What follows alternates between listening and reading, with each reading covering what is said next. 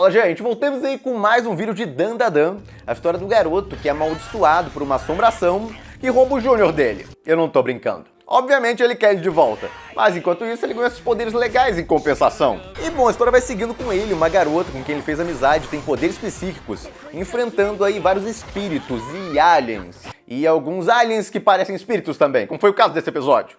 Então, mais um episódio muito doido, mas nem se compara à maluquice do primeiro. Esse aqui dá pra comentar de boa, a maioria das partes, pelo menos. Enquanto aquele anterior, pelo amor de Deus, metade do episódio eu não podia exemplificar nada. Tanto a parte verbal quanto a visual dariam sérios problemas com o YouTube. Eu acho que alguns que assistiram o vídeo devem ter notado que eu tava com dificuldade de fazer as impressões do modo normal que eu geralmente faço. Era um bando de coisas diferentes ali que poderiam dar problema. E desmonetizar o vídeo, dar strike no vídeo, um bando de problemas que poderia ter. Então, não dá nada. Olha, eu fiquei nesse não dá nada por anos no YouTube. E o que eu consegui foi um bando de strikes e quase perdeu o meu canal umas 2 ou 3 vezes. E como vocês devem lembrar daquele vídeo, eu comentei lá que o primeiro episódio foi maluco daquele jeito, os outros teriam um pouco de loucura, é o normal dessa obra, mas não seria tão maluco quanto aquele. Teria coisas polêmicas, com piada no meio, etc.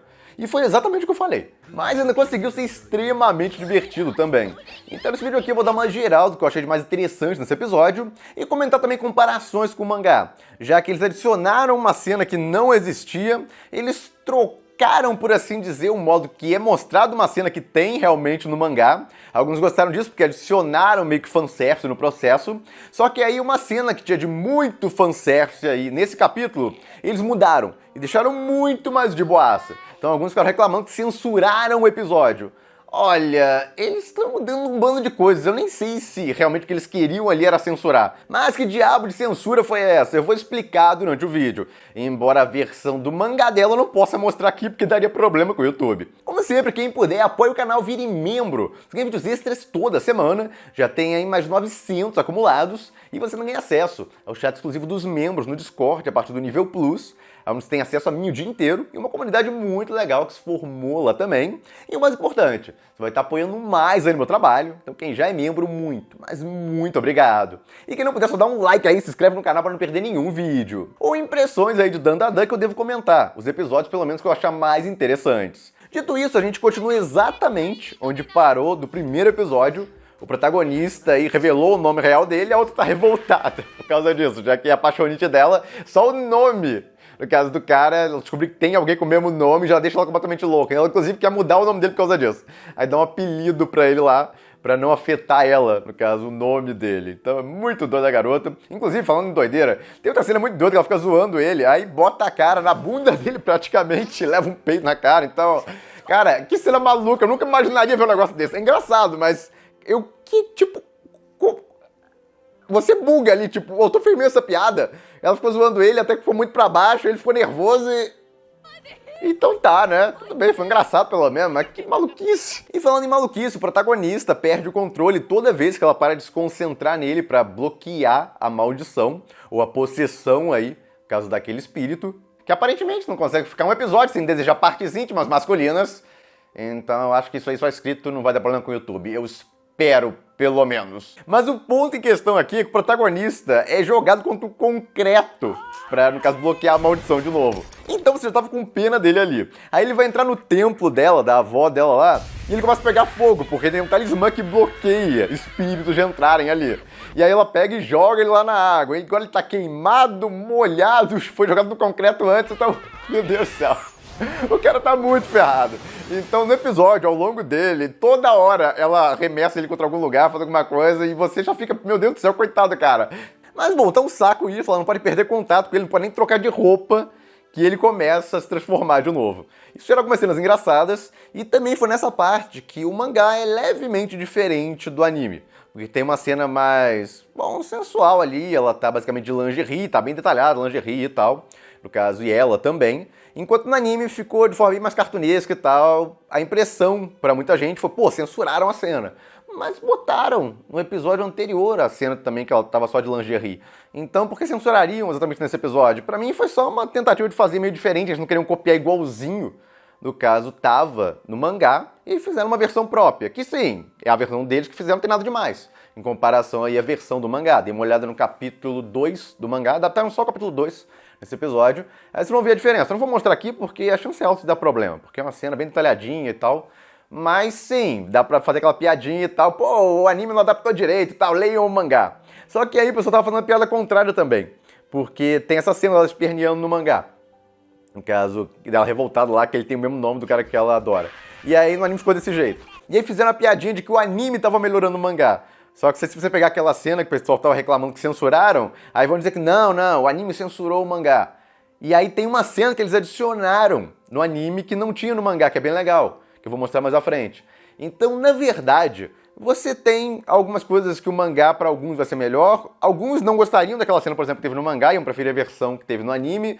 Então, vira muito pessoa de cada um. Eles vão fazer algumas mudanças, alguns acréscimos vão ser muito legais, algumas cenas que eles vão trocar do mangá, no caso, deixar meio diferente no anime, o pessoal vai gostar, outras nem tanto. Foi exatamente o que aconteceu nesse episódio. A gente tem um acréscimo, que não existia no mangá, a gente tem uma cena que ficou meio diferente, no caso do mangá, e muita gente gostou, e tem uma cena que ficou diferente do mangá e muita gente não gostou. E, em conclusão, não achei nada demais no que eles fizeram aí. O que mais me chamou atenção, na verdade, foi a cena longa que eles acrescentaram que não tinha no mangá. Foi na parte da ação, que vem depois.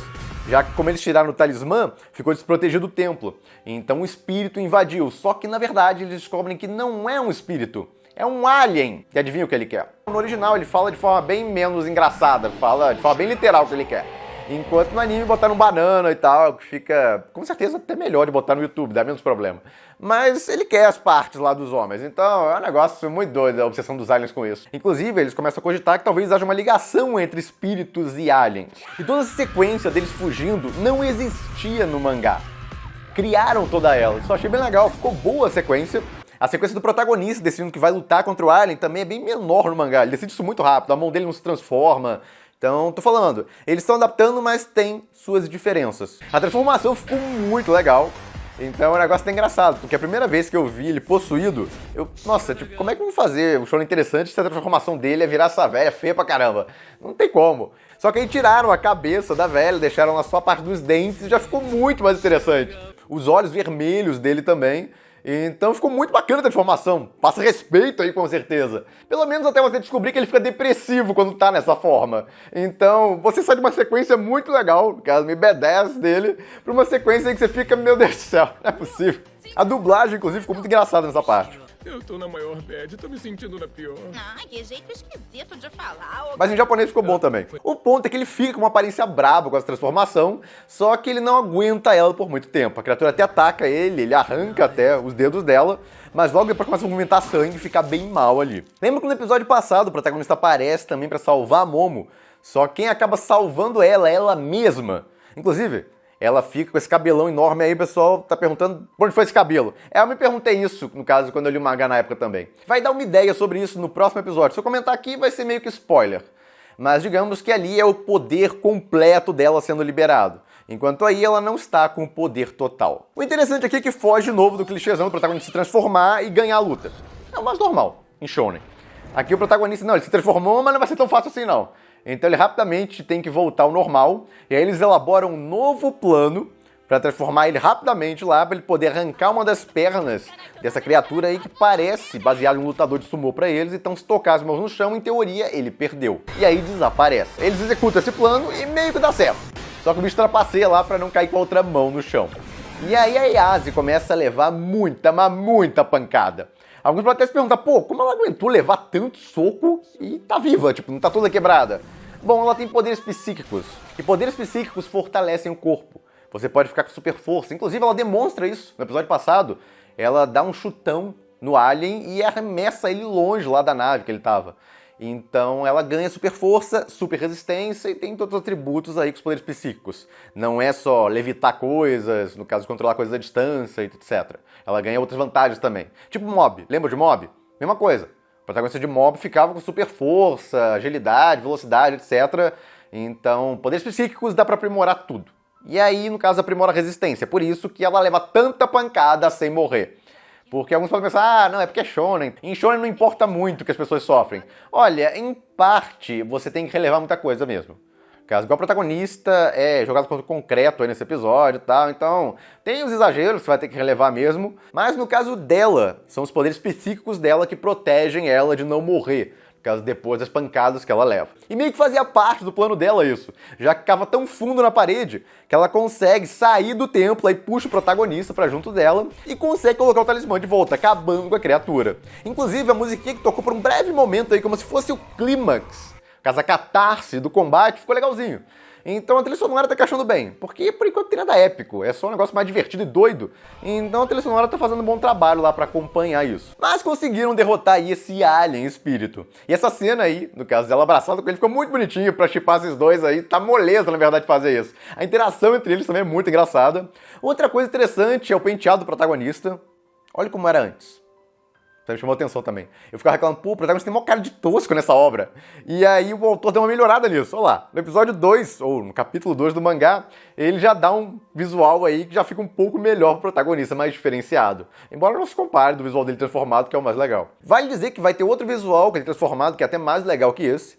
Mas o ponto é que esse cabelo aí dele meio queimado, zoado, que fizeram nesse episódio, deixou bem melhor o penteado dele, aí, a aparência dele, do que tava aí no episódio 1. Eu pelo menos achei isso. Só que tem um probleminha, como a Yasuo usou muito do poder dela, ela acaba desmaiando e aí fica sem ninguém pra controlar o protagonista.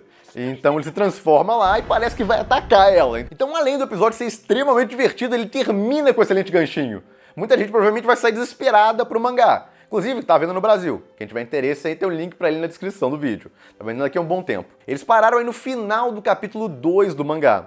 Então vai ser sempre assim? Vão usar um capítulo por episódio? Não, com certeza não. Isso é só no começo que os capítulos são maiores. Eu creio, por exemplo, que no próximo episódio eles já vão tentar usar 2 capítulos do mangá. Mas o ponto é que é um ótimo gancho para deixar o pessoal ansioso pelo próximo episódio ou desesperado a ponto de ir pro mangá. Em geral, achei uma excelente adaptação do capítulo 2 do mangá. O diretor continuou mandando muito bem. A ideia de representar esse plano no qual eles estavam presos ali dentro do templo, com tudo em preto e branco, ficou muito boa. Deu um contraste até mais legal com a transformação do protagonista.